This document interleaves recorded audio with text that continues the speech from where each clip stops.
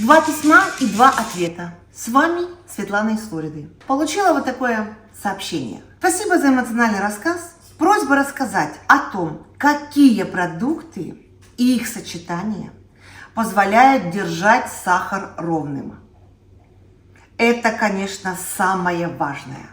Почему нам важно держать ровный сахар? Для этого я купила наклейку, о которой рассказывала в прошлом видео, и мониторю сахар на телефоне. И я сразу вижу, какой у меня сахар, когда. И если только сахар идет вверх, я сразу же принимаю меры. Но если у нас высокий сахар, вы скажете, да ну и что? Может быть, так молодые, зеленые могут сказать, им еще пофигу. А вот нам, которым уже за 50, за 60, мы должны очень внимательно к этому относиться, потому что делает высокий сахар? Первое – атеросклероз.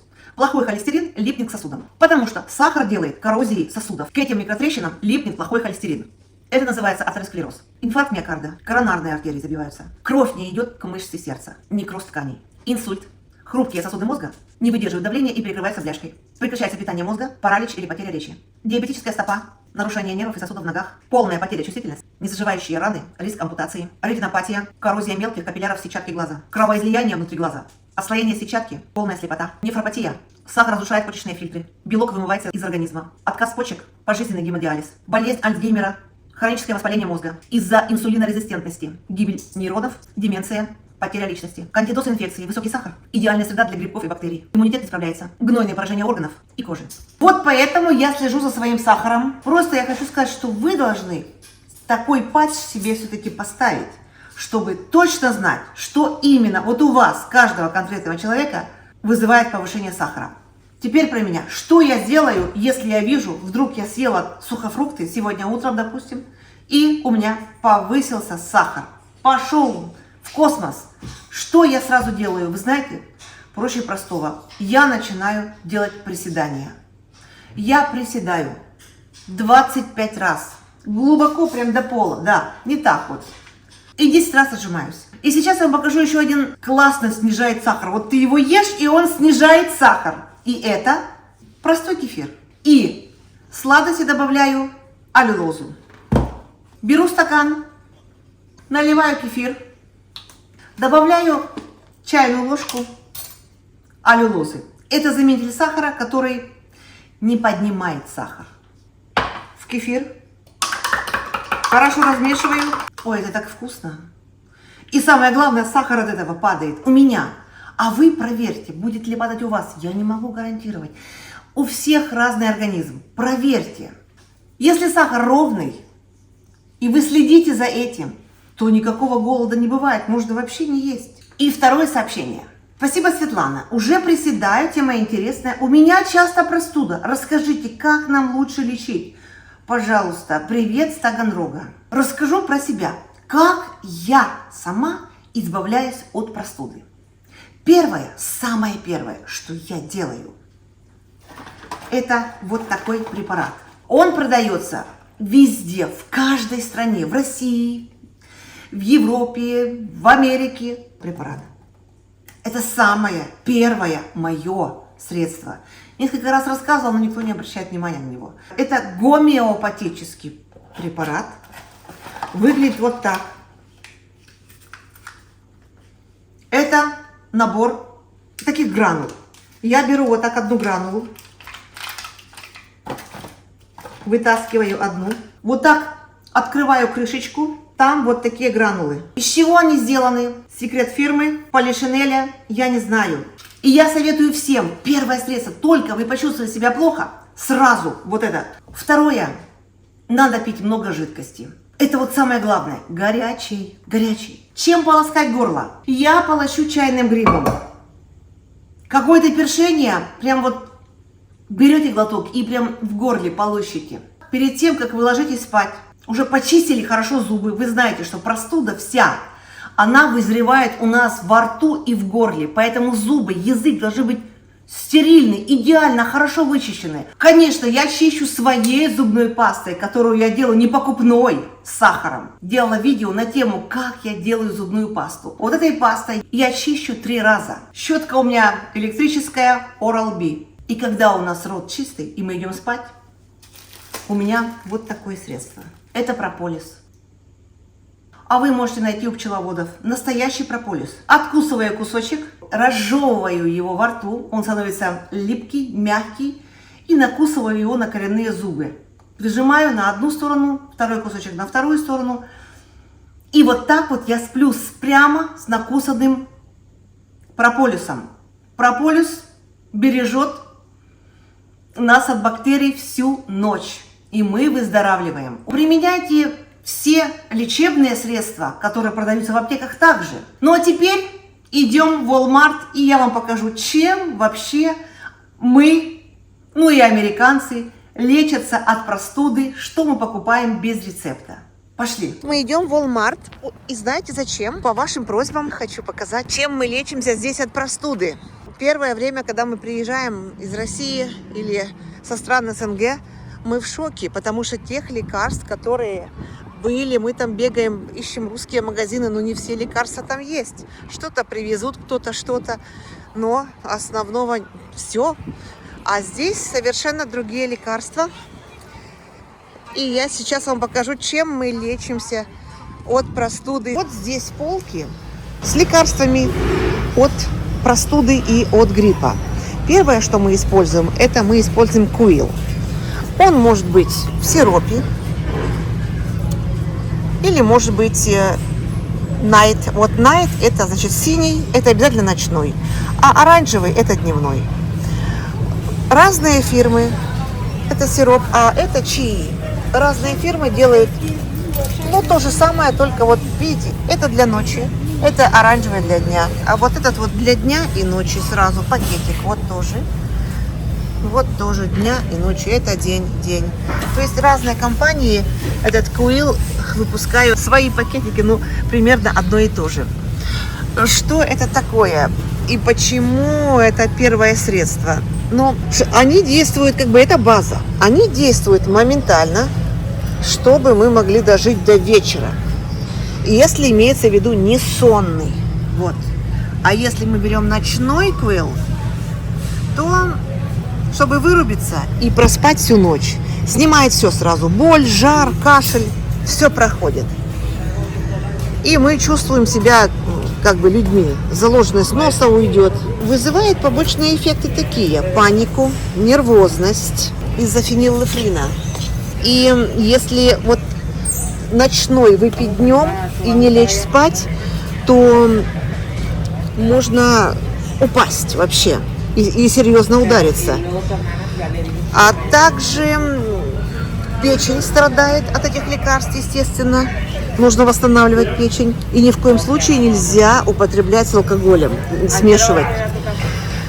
У нас не продаются антибиотики, только по рецепту врача. Вот это вот мы можем купить просто без рецепта, что все и делают.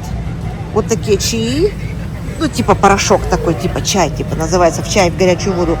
Или вот такой вот сироп.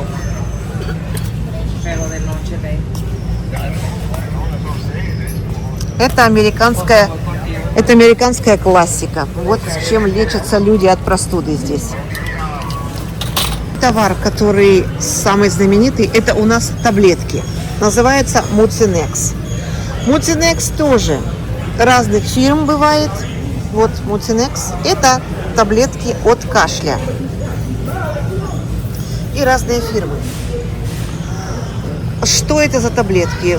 Это, опять-таки, если кашель сухой, мучительный, эти таблетки разжижают мокроту и выводят, все откашливается. Но обязательно нужно пить много воды. Если не пьете воду, то тогда ничего не будет откашливаться, потому что эти таблетки, они втягивают воду в легкие и откашливается все. А если не пить воды, тогда будет голова болеть, будешь плохо себя чувствовать, а кашель будет продолжаться. Вот эти таблетки. А также есть в виде сиропа. И даже есть дневной, день и ночь. И ночной еще есть. Тут то же самое. И тут то же самое. Так что мы пользуемся таблетками от кашля, чтобы разбудить легкие и вывести слизь. Плюсы — это единственное средство, которое реально превращает сухой мучительный кашель во влажный, очищающий, работает 12 часов. Вот нарисовано, видите, какая здесь цифра 12, что выпили 12 часов, он будет работать. Побочки часто вызывает тошноту и боль в желудке. И альтернатива к этому против кашля есть вот такие вот конфетки сосательные, Halls называются.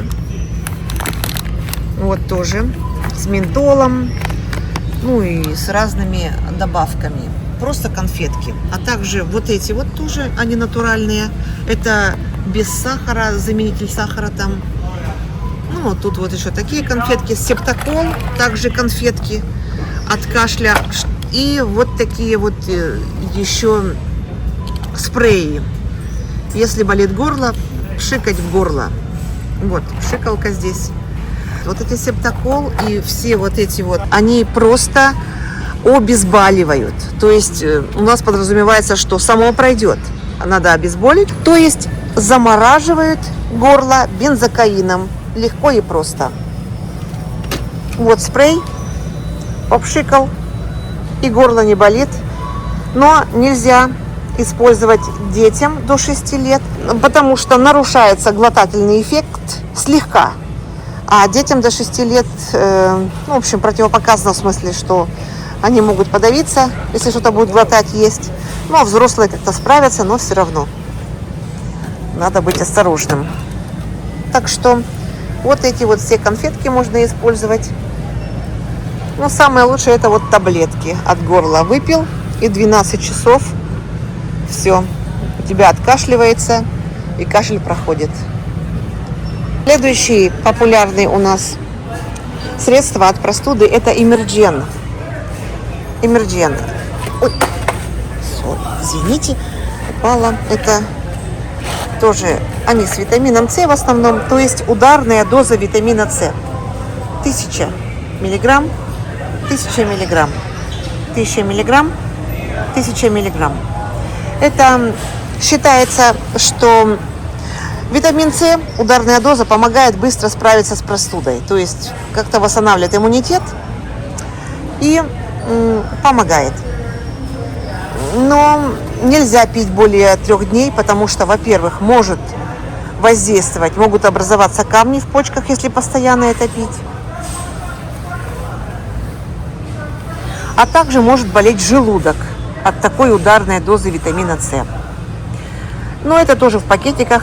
Насыпаете в воду или там, может, сок какой-то, и выпиваем. Вот так мы тут лечимся. Что мы используем от соплей? Это называется, такой спрей, называется Африн. Вот, Африн.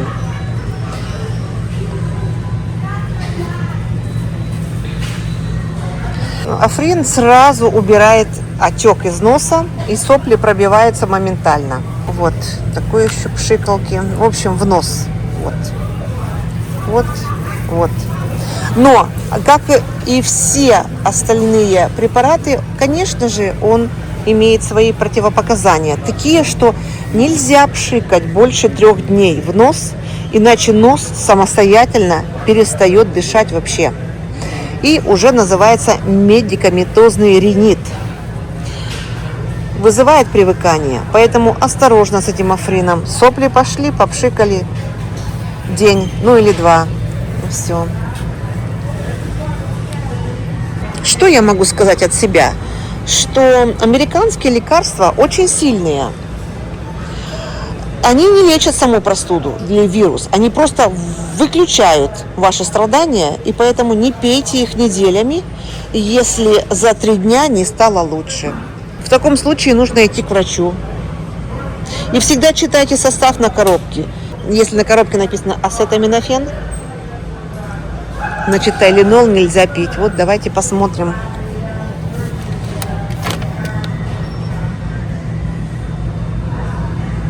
Вот видите, написано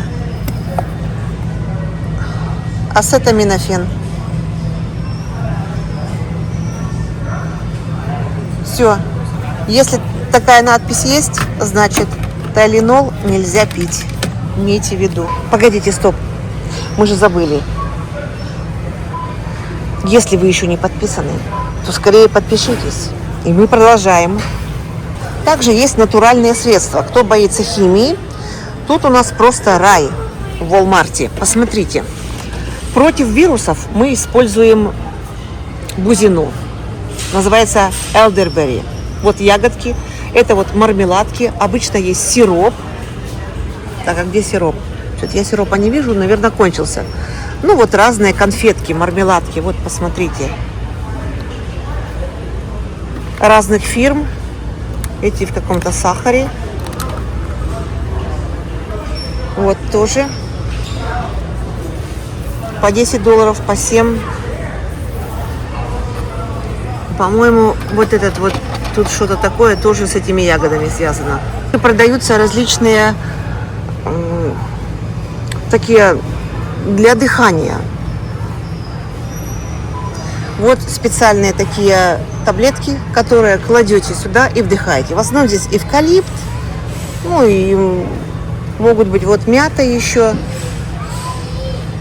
для облегчения дыхания. А здесь от потрескавшихся губ разные лечебные помады и крем для губ.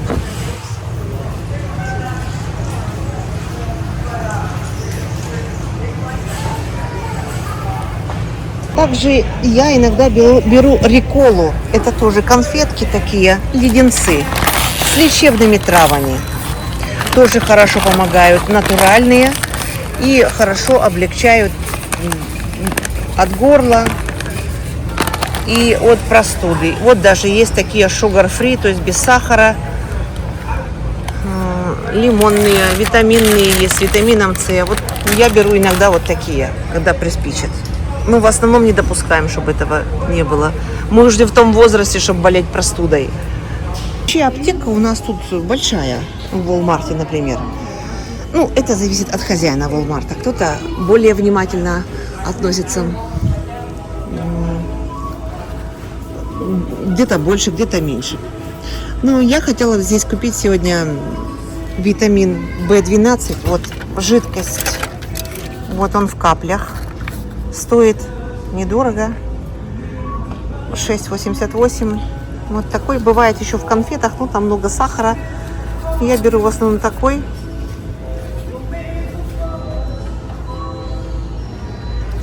Еще вот тут такой есть. Ну-ка, чем он отличается, интересно посмотреть. Комплекс, а это B12. А также у нас от простуды еще используют цинк. Цинк, он у нас бывает в конфетках, бывает в таблетках. Такие сладкие, ну это вот D3, например, вот как конфетки. И вообще много сейчас лекарств в виде конфеток выпускают. Вот витамин С, например, биотин. Но конфетки слишком сладкие, поэтому я что-то такие не беру. Я беру вот такую магнезию. Вот тут многие в таблетках магнезии или в конфетках. Я беру вот в такой оболочке. Ну, легче глотается. И вот тут написано, что это мыло для рук.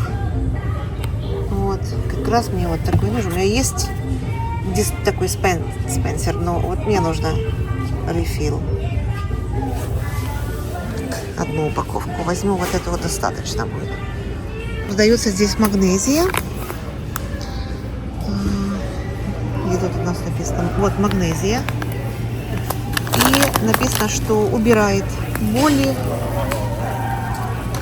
в спине, в мышцах. В общем, я беру вот такую большую упаковку. Она без добавок. Написано, что ничего не добавлено, чистая. Вот, нормально. Я часто делаю ванны с магнезией. Насыпаю в ванну. Чем больше насыпите, тем лучше. Ну, я сыплю полпакета вот такого в ванну. И спишь потом как ребенок. И спина не болит. И мышцы не болят, если переработался. Хорошее средство. Поэтому берем. тоже. Честно говоря, удивляясь вот этой вот особенности американцев, вот это вот все свечки разных запахов, я их, честно говоря, вообще не выношу. Ой, как они любят свечки ставить. Вот разные, дарить друг другу. Ой, я думаю, какой кошмар, честно говоря. Я вообще с свечкам... Во-первых, они огнеопасные. Я не в восторге от этих свечек. Завела же себе чайный гриб, и вот теперь приехала в Walmart подыскать подходящую банку для чайного гриба. Стеклянную, конечно, не пластиковую уже. Здесь какие-то... Вот будет широкий гриб вырастет, это однозначно. Но широкий он будет быстрее работать, тоже неплохо. Здесь вот с крышкой, здесь вот такая банка, у меня такая есть примерно. Хотелось бы вот такую, наверное, широкую, наверное, лучше взять, да? Ну, это вот сильно большая, 7,5 литров, у меня такие есть, а вот такую бы небольшую, это было бы супер, я думаю. Или там поменьше вот еще есть. Наверное, такая же, в принципе, как и эта, я так думаю, на 3,8 литра. А здесь какая-то еще крышка на нем.